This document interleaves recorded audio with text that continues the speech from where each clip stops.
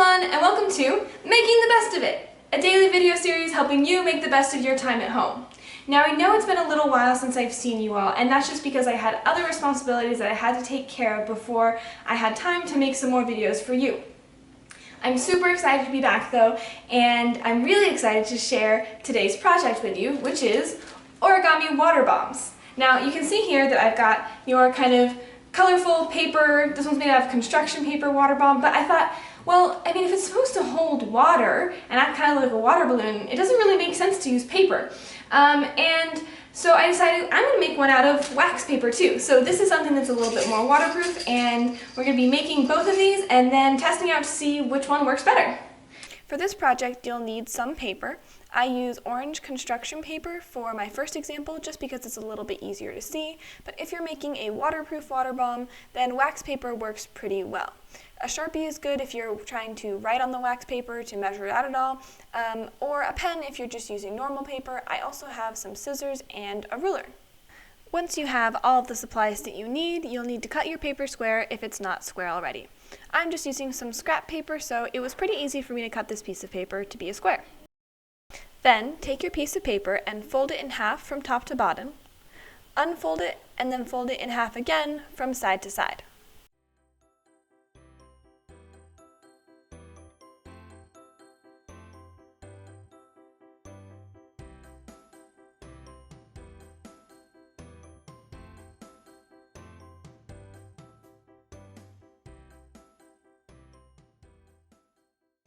Next, flip your paper over and fold diagonally across your piece of paper. So touch two corners together and fold along that diagonal line, and then do the same thing on the other diagonal.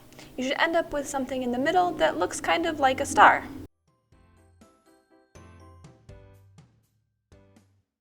Once you can see the star in the center of your paper, take the horizontal line that's going across the middle of your paper and bring the two ends together. Then, flatten your piece of paper to make a triangle. I'll show this one more time just in case you have any questions.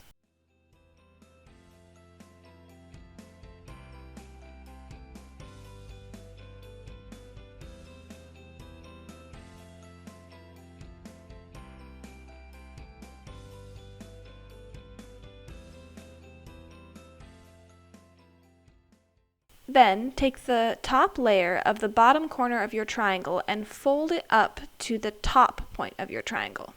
Do the same thing with the other point, and then flip over your triangle to do the same thing to the other side. Place your origami so that it looks like a diamond with a fold running down the center, and then take the left or right corner and fold it in so that it touches that center fold line, and do the same thing with the opposite side. Once you're done, flip over your origami shape and do the same thing to the other side.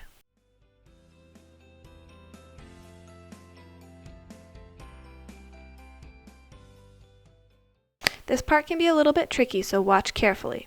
Find the end of your origami piece that has a loose top layer with a point, and then you're going to tuck it into the folds of the triangles that you made in the last step. Now watch this on the other side, and you'll be able to see a little bit better where the gap is. So right here, you can see that there's a gap in this triangle, and that's where I'm tucking that point into. And I want to do it on both sides, and it's really important that you tuck these in as much as you can, because in the end, this is kind of what's holding together your water bomb.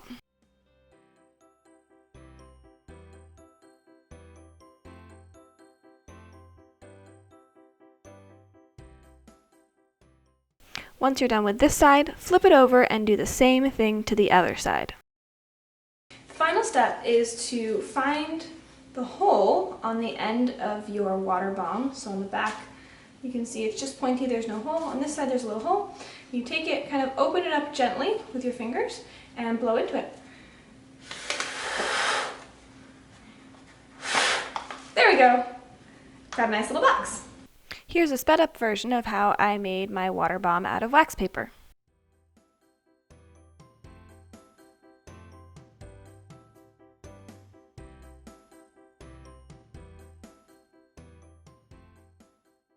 Now, the paper is a lot less stiff if you are using wax paper, so it can be a little harder to get this open.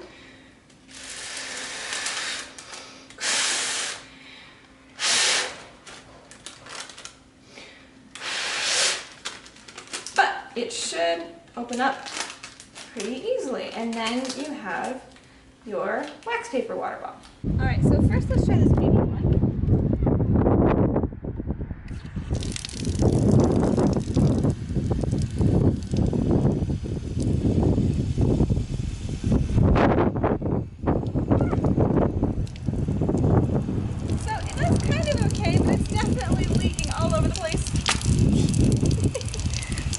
Let's try the wax paper one. Now, if you're having trouble filling it up, you can just pull back on these corners a little bit, or even cut them off to try to get a little bit more space where you can fill.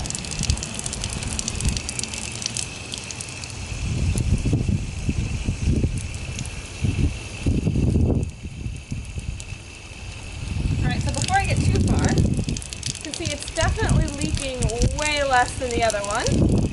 Let's see what happens if we keep filling.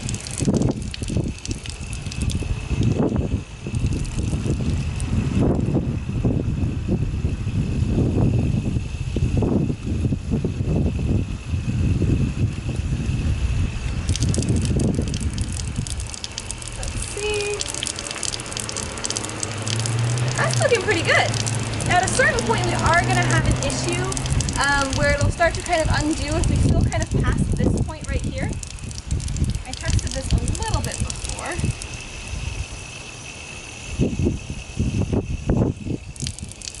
And this is where we want to make sure those flaps are really nice and tucked in, because you can see it's starting to go outward. So we'll stop here.